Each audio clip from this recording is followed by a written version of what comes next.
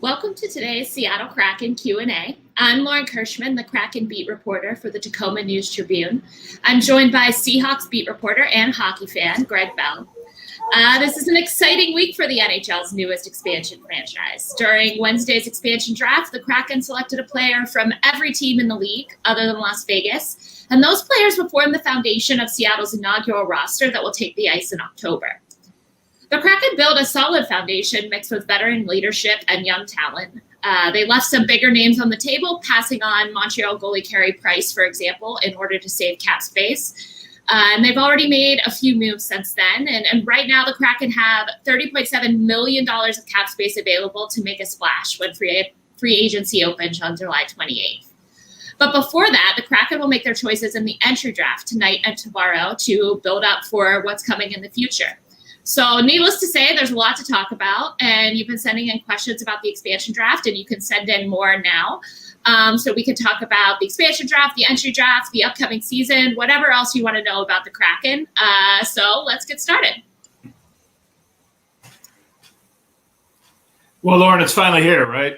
It's been years in the making, and they first got granted a team by the NHL that wanted to tap into Seattle's rich corporate market. Then there was the arena issue and where they were going to build it. And they finally settled on already city-owned land in Seattle Center, redoing Key Arena and making a Climate Pledge Arena.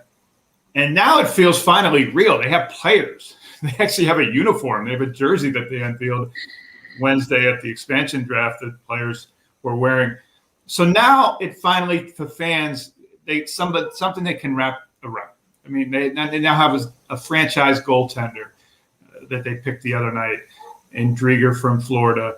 They have Mark Giordano, a 37-year-old captain from the Calgary Flames for 15 years. It can be a centerpiece to the locker room and an anchor. But you hit on it, the fact that they have over $30 million still left to spend in free agency that begins in 5 days. That's the most money in the league to spend on.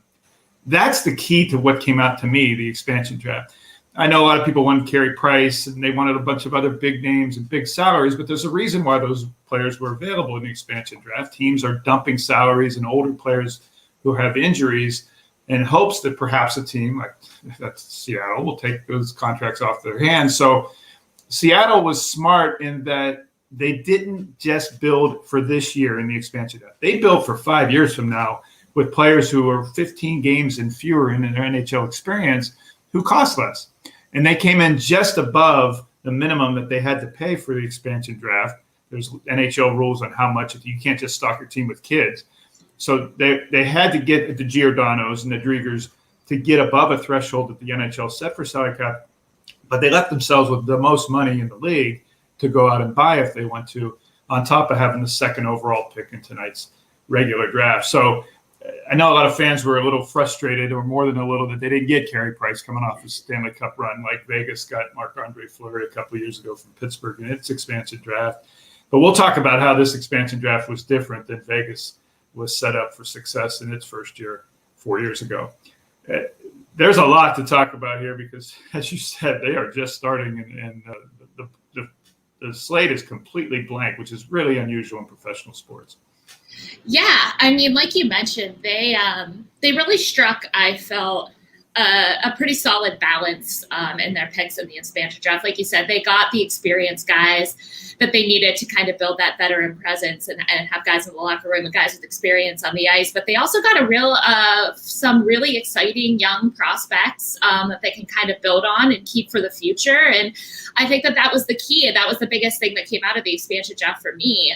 Going in, it was kind of a question of what kind of strategy were they going to take? Were they going to go after those big names and maybe take on those higher salaries and not have as much money to spend in free agency? And they decided that they didn't want to go that direction. They still got some bigger names. They still got some veteran guys. But they also have a nice young group that they'll be able to build on and maybe have a solid team here in the future. I think Vegas went a little bit differently. Like you mentioned, they got a lot of those bigger names and kind of star quality in their first draft. And then they obviously went to the Stanley Cup final in their first season and have been into the playoffs every year ever since. So that's one way to go about it. I don't expect that the Seattle team is going to have the same kind of success in their first season that Vegas did. But I think that they have started to piece together kind of the players they need to build a really solid foundation and build on it for the future. And I expect them to come out and have a pretty solid first season, but I don't expect, like you mentioned, for them to have that kind of amazing success right out of the gate that Vegas did. That's a high bar. That's going to be the bar that the Kraken is going to be judged against the Vegas Golden Knights in 2017, going to the Stanley Cup final in their very first year. But as I mentioned, they had Marc-Andre Fleury, who also already won cups as a goaltender for Pittsburgh, and he comes right in and does the same thing, goes to Stanley Cup finals with Vegas. Carey Price, to me, told me what Ron Francis and his staff and Todd Lewicki, what they were going to do when they passed on Price, who was available, who waived his no relocation clause with Montreal. He would have cost $10 million a year against the salary cap for the next 5 years.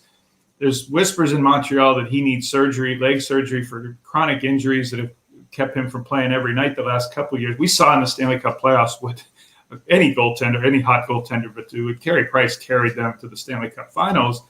So it was an attractive fish out there for the Kraken to go after.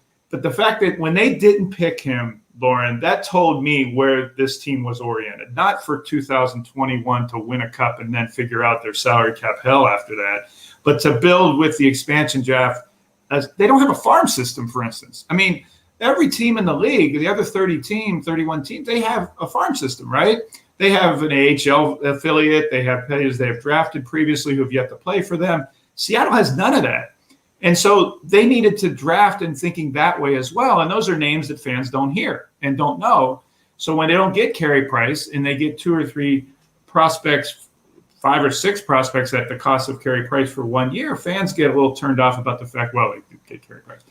They are building a franchise foundationally. And then they still have the $30 million to go get those type of names. I mean, Alex Ovechkin could be a free agent in the market next from the Washington Capitals, and everyone knows how the worldly talents he has.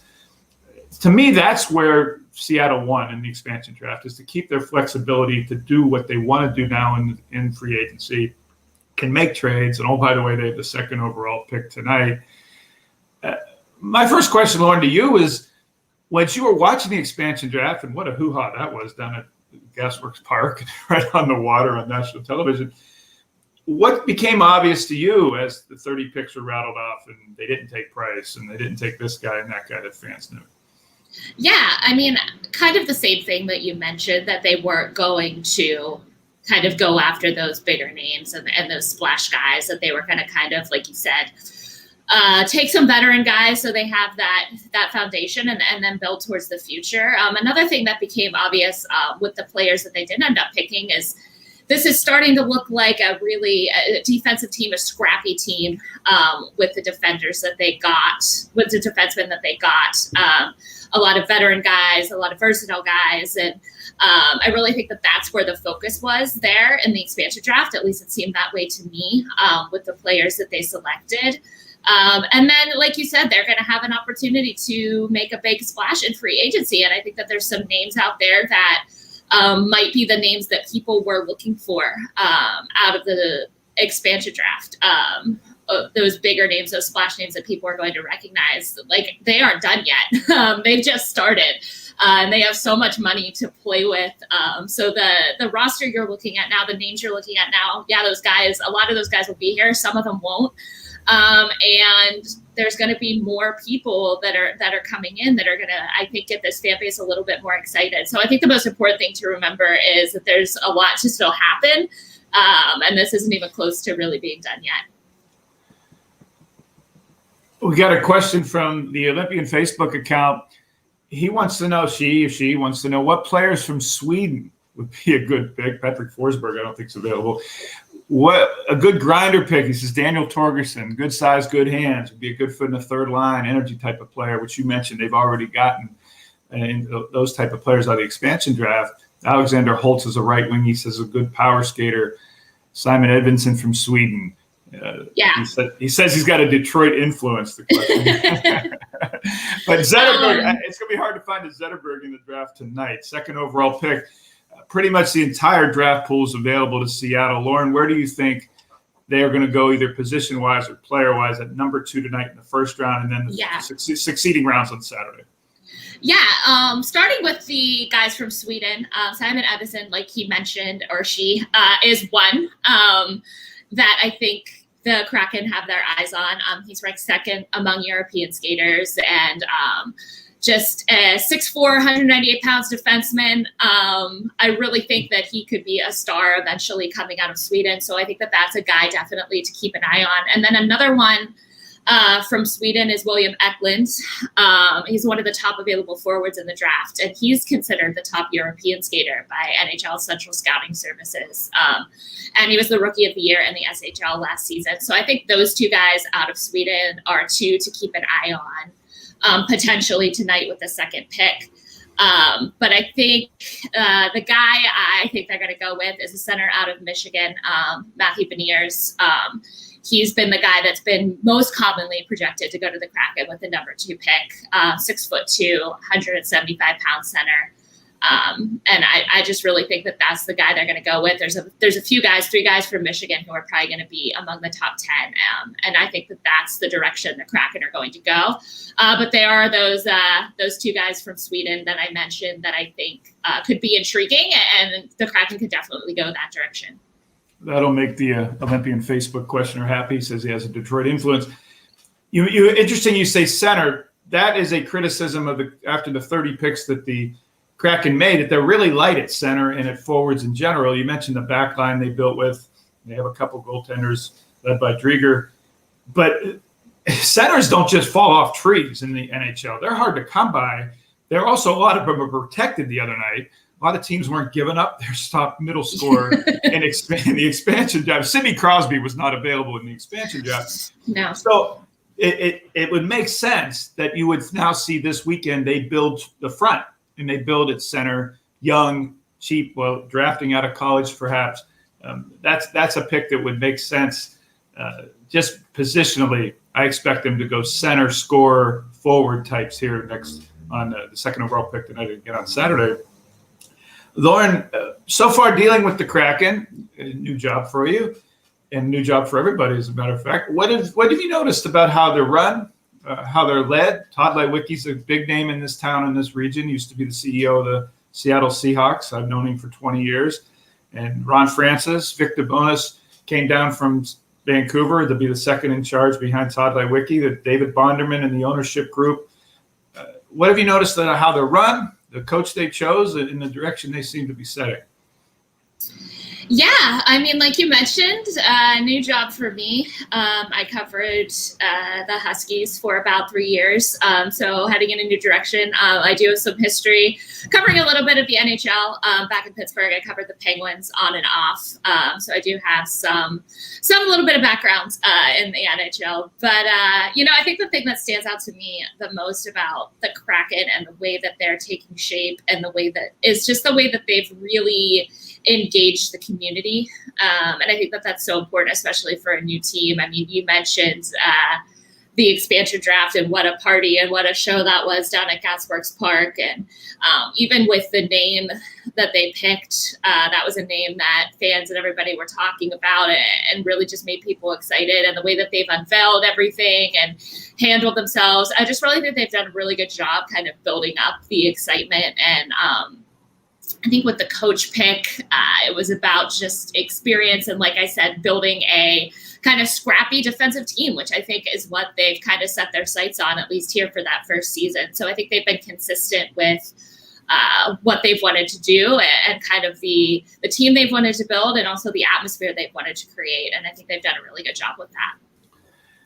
Rebecca Lee on Facebook, Lauren, wants to know whether it'll be a site online, probably she means, combined with stats for all the Kraken players. She's wondering because she was told, in Canada, there are a lot of rumors about hockey. She was told the player would be going to the Kraken who's supposed to be from her hometown in Ontario. Now, as you mentioned, the roster today is not going to be the roster tomorrow or Sunday or Monday. So Rebecca Lee, I wouldn't get too attached to whatever the Kraken have up there, but they'll have their own website and stats on that.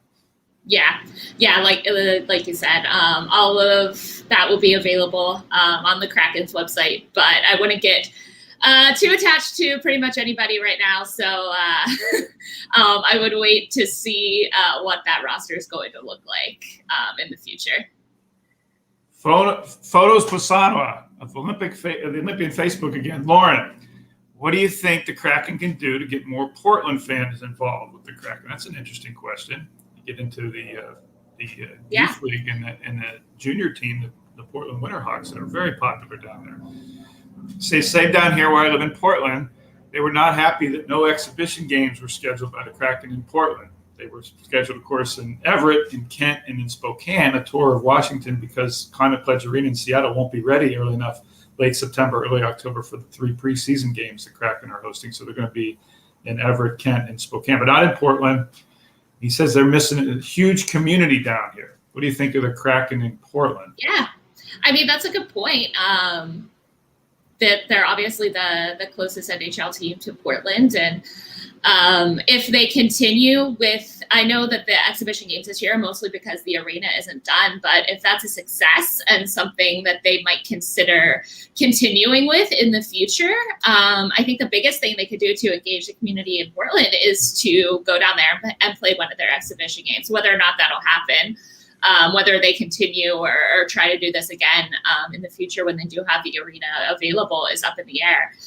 But I think that that's an option, and just trying to, get players down there, maybe engage with that community. I think that that's a good idea, especially there's no other team really around. And if you want to build a bigger kind of extended fan base, engaging that community would be important. So I think that if they do continue with these kind of on the road exhibition games, that could be something that they could do.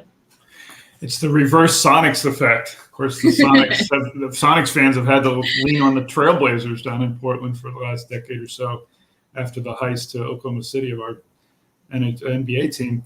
The NHL, really, as you know this, Lauren, the NHL has really tried hard by putting a team in Seattle to establish a rivalry with the Vancouver Canucks. Vancouver has been somewhat isolated in the Pacific Northwest. The Canadians like to call it the Canadian Southwest. They are natural rivals with Calgary and Edmonton from being in the same division for years and years.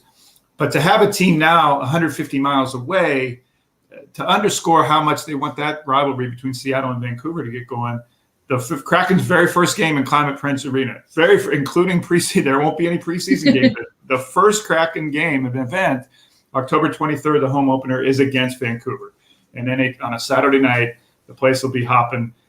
That will be a huge, huge game to kick off what they hope is a really big rivalry.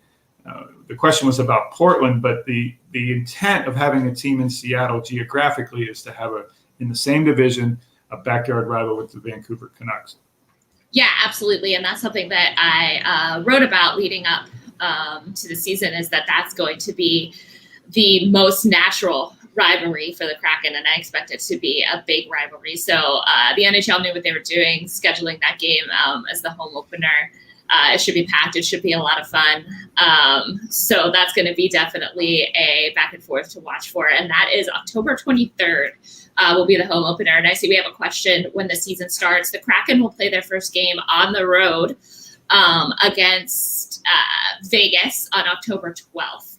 And I think that was another really good choice to have them open up the entire season against Vegas, which of course was the most recent expansion team before Seattle. So I think as far as openers go, those are about the two most intriguing games you could have asked for, to be on the road at Vegas and then come home against the Canucks. I think that was ideal scheduling for the Kraken to kind of build even more excitement about what's going on here. So I think that will be a really fun start to the season for fans, for sure.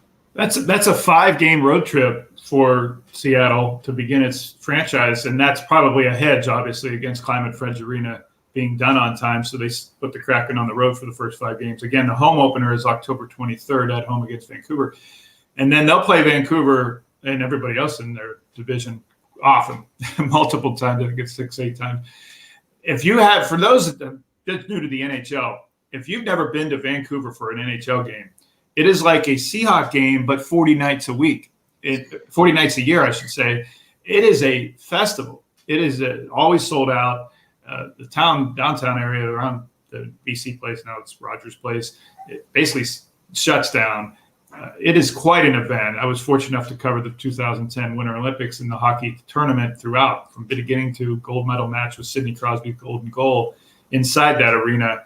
And I've been around a little bit at sporting events. I've never seen a community and a country go bonkers as they did after Vancouver, the gold medal match, and Canada beating the U.S. there. It is quite a scene. And I think that rivalry with Seattle and Vancouver is going to be really special, not just in Seattle, but if anyone gets a chance to go up to Vancouver to follow the Kraken to play up there.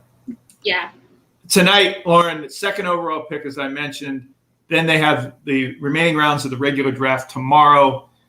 And then the rest of the NHL's eyes will be on free agency that starts, as you mentioned, July 28th. $30+ million, the most in the league, as we mentioned. What do you see them doing? Who do you see them spending on next week? Yeah, it's going to be interesting. There's a lot of names out there, guys that they could potentially go after that maybe other teams don't have the money to go after. And I think one of the biggest names out there that everybody's going to have their eyes on is Colorado Avalanche center Gabriel Landeskog. And I think that that's a guy the Kraken are going to try for, definitely, try to get away from Colorado so Colorado doesn't re-sign him. Like you mentioned, one of the criticisms of Seattle's expansion draft was that they were kind of light on center, didn't have a guy there. And I think that this could be the guy. And they definitely have the money that they would need to make this happen. Whether or not they can make it happen is up in the air, but that would be a huge, huge get for them. And I think would kind of turn people's views around of the expansion draft if they were able to get him. Another guy I'll be watching for is a defenseman, Dougie Hamilton from the Carolina Hurricanes. I think that he is also an option, but I think center is going to be a focus for them in free agency. So I think that would be a huge get. Landeskog is going to cost money, as you mentioned. The Denver Post said that he rejected a 7-year, $49 million contract from Colorado to re-sign with the Avalanche. He was the second overall pick in 2011. What's attractive to him? He's only 28 years old. Yeah. That's a center you can still build. You can build your offense around for almost another decade. Not that you could sign him for that long. But if the Denver Post is right, 7 years and $49 million, Seattle's going to have to get at least $8 million or more a year to get him. And, of course, now that he's in free agency, he's open to bidding to anyone. Seattle had an exclusive negotiation period that ended with Wednesday's draft. They had about a week of exclusive negotiations. And I think some fans were also a little disappointed they didn't sign a Landeskog or Tarasenko or somebody like that, Tarasenko from St. Louis, that could be an impact player that would have cost a lot of money. I think philosophically and strategically, they decided not to spend then because they wanted to see where the expansion draft settled them, how they came out of the draft, and still have the $30 million to perhaps spend. Now, the problem, of course, is it's not exclusive. They're going to be bidding against the rest of the league. But Landeskog, very, very attractive, I think, because of his age, on top of the fact you're getting a captain and frontline scorer from one of the most explosive teams in the NHL in the Colorado Avalanche. Yeah, for sure. And I mean, obviously, Seattle's not going to be the only team interested in him. Right. But what they do have working in their favor, as we've talked about a lot here today, is they've got the money that a lot of teams just don't have right now. So that's going to be really interesting to watch. And as I mentioned at the top, free agency opens July 28th. So we're really just getting started here as far as adding players and figuring out what rosters are going to look like. So there's a lot more on the way, figuring all of that out. But so that's something to start watching after the entry draft tonight. Attention will start turning towards free agency. Lauren, this is an interesting question off Twitter, off my Twitter account from someone who goes by the name Gunnersaurus. Always be careful of mentioning Twitter handles. But he wants to know why Ron Francis, the general manager, seemed to be caring more about preserving friendships. He, of course, used to be with Carolina a long time, and he was in the NHL as a player for decades. Why Ron Francis seemed to be more concerned about preserving friendships with other front office types in the NHL than, quote, blackmailing other teams into side deals. What can you explain what they mean by that? I think what they're talking about is if you look back on the 2017 expansion draft with Vegas, There were a lot of side deals that were made for teams so that they could guarantee that Vegas would take a particular player in the expansion draft. For instance, Marc-Andre Fleury. The Penguins made a deal to make sure that Fleury was the player that they selected, and Vegas got a lot of players that way, a lot of really good players that way, outside of just the players that they took in the expansion draft. And they got a lot of prospects, they got a lot of picks. A lot of those deals were made. And that's something that I wrote about heading into this draft, which was that I didn't think that that was going to happen this time around. And I don't think it had much to do with preserving friendships. I think it had more to do with the fact that NHL GMs learned a lot of lessons from that 2017 expansion draft. They were able to look back and see the kind of players that Vegas got out of those deals and the success that Vegas had.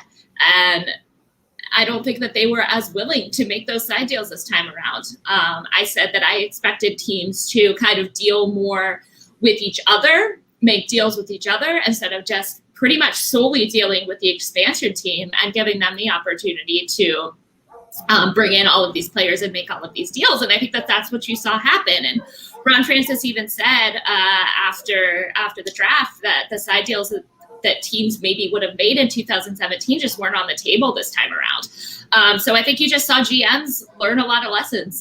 They were able to look back too. And I think another thing is they were able to have more time this time around to see the expansion draft coming. And they didn't have as many. There were still some, for sure, but they didn't have as many salary cap issues as they did the last time around. Players they had to get rid of for those reasons. So I think that people learned a lot of lessons, and that was the difference in 2021. What year are we in? 2021.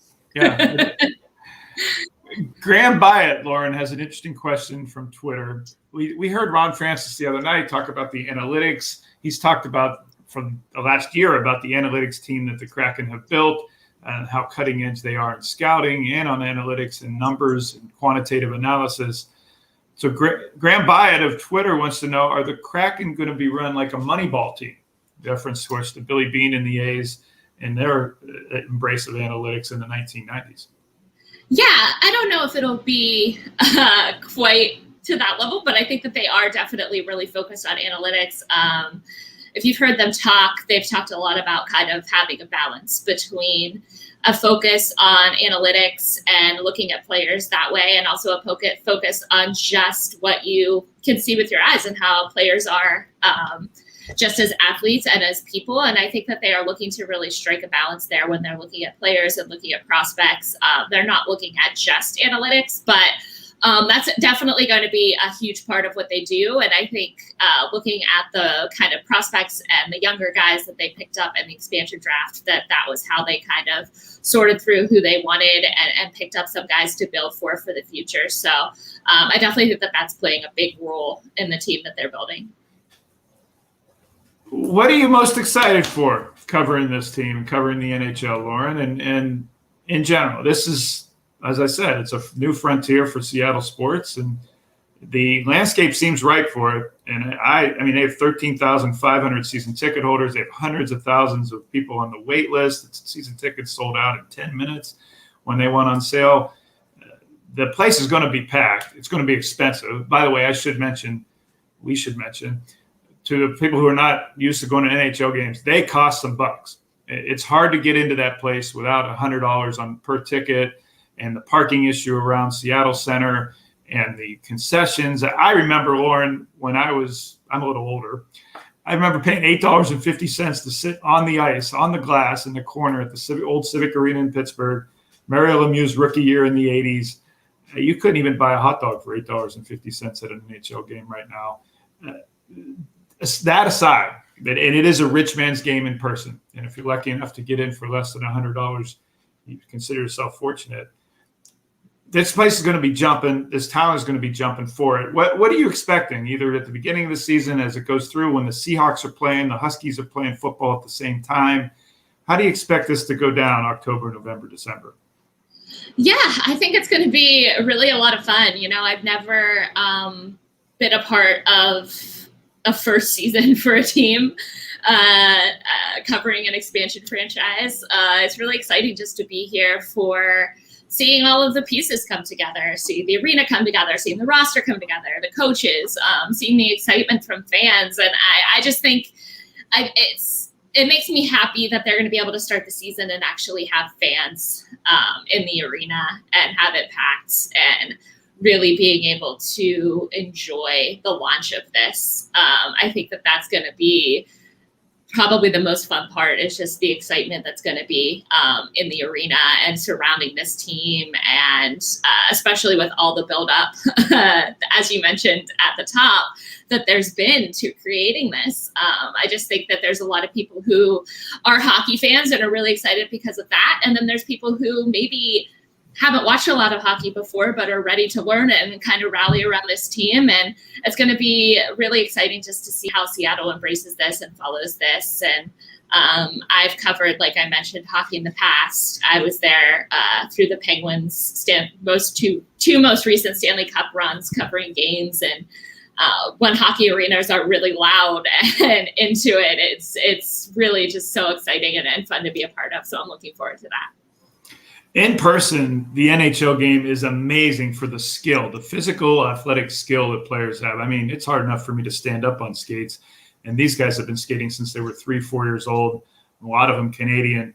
But to see the things they do athletically, jumping over sticks and hitting each other while still staying on their skates, and how fast they skate and their hand-eye coordination of getting the puck and shooting sometimes in one, it's an amazing spectacle in person.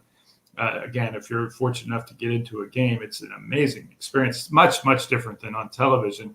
For one thing, you can see the puck when you're in an arena.